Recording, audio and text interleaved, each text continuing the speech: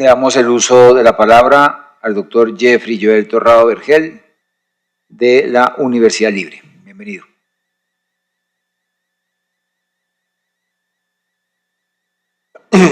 Gracias. Un saludo al señor presidente de la comisión y a la mesa directiva. Reciban un saludo del doctor Kenneth Burbano, director del Observatorio de Intervención Ciudadana de la Universidad Libre. Nosotros como observatorio hemos planteado algunas claridades que hay que tener en cuenta y algunas de ellas ya han sido mencionadas. Primero, nos vamos a enfocar en las propuestas de reforma al Código Penal, dado que es una de las modificaciones en materia del ordenamiento jurídico interno que tiene más órdenes marco constitucionalmente establecidas. Ya se mencionó el principio de última ratio, pero también es importante mencionar el principio de proporcionalidad en las penas y el principio de legalidad. El observatorio ha tomado estas posturas frente al proyecto de ley 67 del 2024.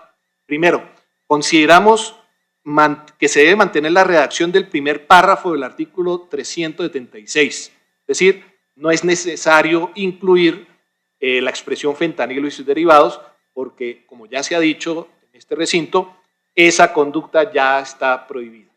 Hay que tener en cuenta dos elementos, y me remito a la estructura básica de la norma en general, y es que una cosa es el supuesto de hecho y una cosa es la consecuencia jurídica. El primer párrafo establece el supuesto de hecho, es decir, la conducta que según la ley penal está prohibida. Y si nos remitimos al primer párrafo del artículo 376, tal como está en el Código Penal, vemos que ya está prohibido, como se ha dicho, el tráfico de sustancias o estupefacientes sintéticos. Es decir, ya hay un ejercicio de prohibición, y es que de no estarlo, no estaríamos hablando, como se ha dicho acá, de la incautación, de la judicialización de las personas que han ingresado fentanilo al país. Entonces, ya existe esta prohibición, existe porque el Código Penal establece como hipótesis de la conducta prohibida la especie, una diferencia entre especie y género.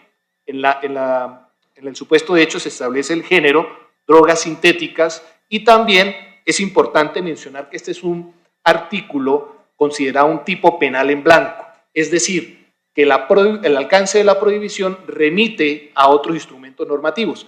En este caso, como ya se ha mencionado, a la Convención de las Naciones Unidas sobre sustancias psicotrópicas.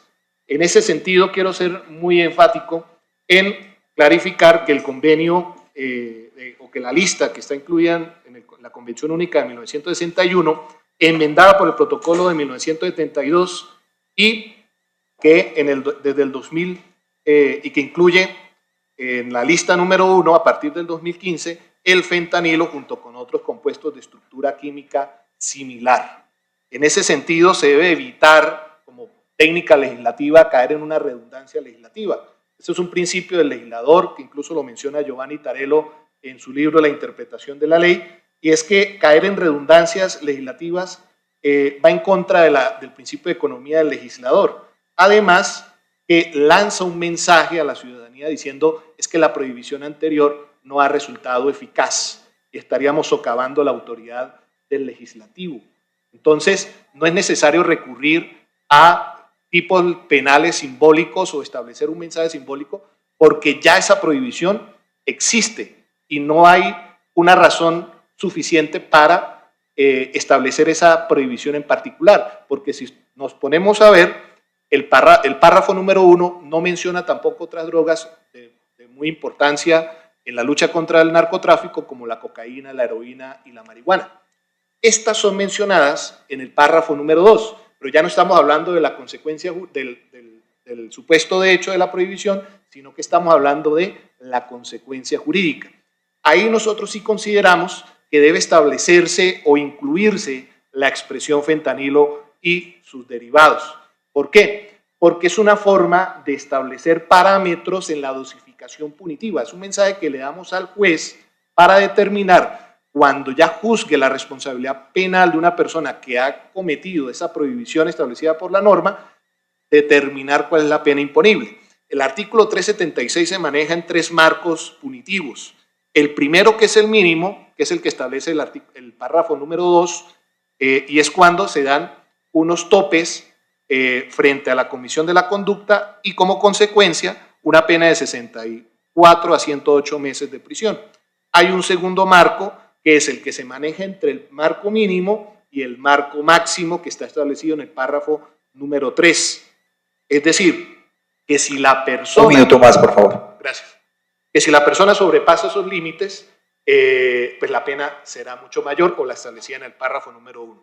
Entonces, estamos de acuerdo con que se incluya el fentanilo en el párrafo número 2 y coincidimos con lo mencionado por el Instituto de Medicina Legal, que es necesario, en virtud del principio de proporcionalidad, establecer un marco máximo de sanción punitiva para evitar la desproporcionalidad de la pena, porque sería igual una pena, una sanción de la persona que lleve 3 gramos de fentanilo, según la propuesta de reforma, a el que lleve 300 o 4.000 gramos de fentanilo. Y eso nosotros consideramos que es muy importante y no debemos ahí sí confundirlo o entrar dentro del género de drogas sintéticas, que se establece un marco de 4.000 gramos,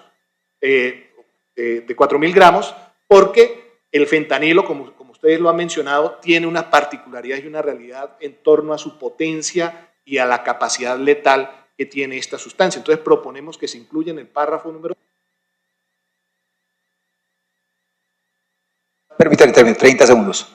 Gracias, presidente. ¿Qué es lo que propone, perdón?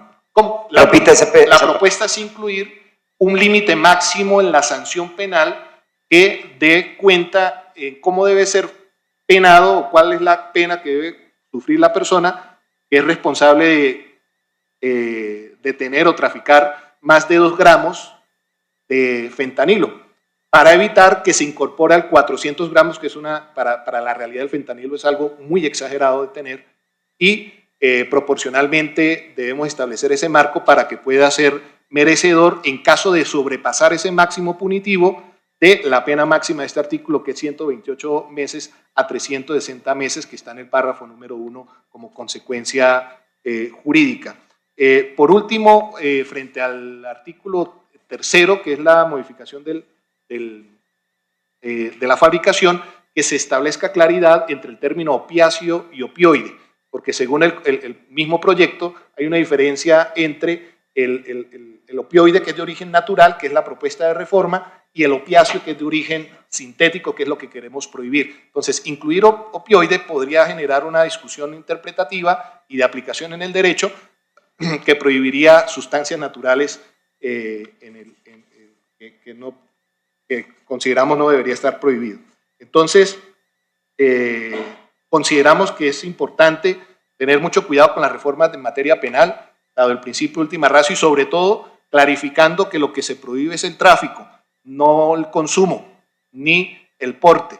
Además, sería importante, un minuto más, presidente, que se incluya un artículo que modifique el artículo número 2 de la ley 30, que establece la dosis personal, que ya está en la ley, establecida para otras leyes, para otros estupefacientes, y que consideramos que como no se prohíbe el consumo, sino el tráfico, es decir, la intención de por qué yo tengo en mi poder esa droga, debe establecerse un marco específico en la ley, precisamente en el numeral J del artículo número 2, para evitar omisiones legislativas que la Corte Constitucional posteriormente pueda establecer, al decir no incluyeron un mínimo de consumo personal en el fentanilo.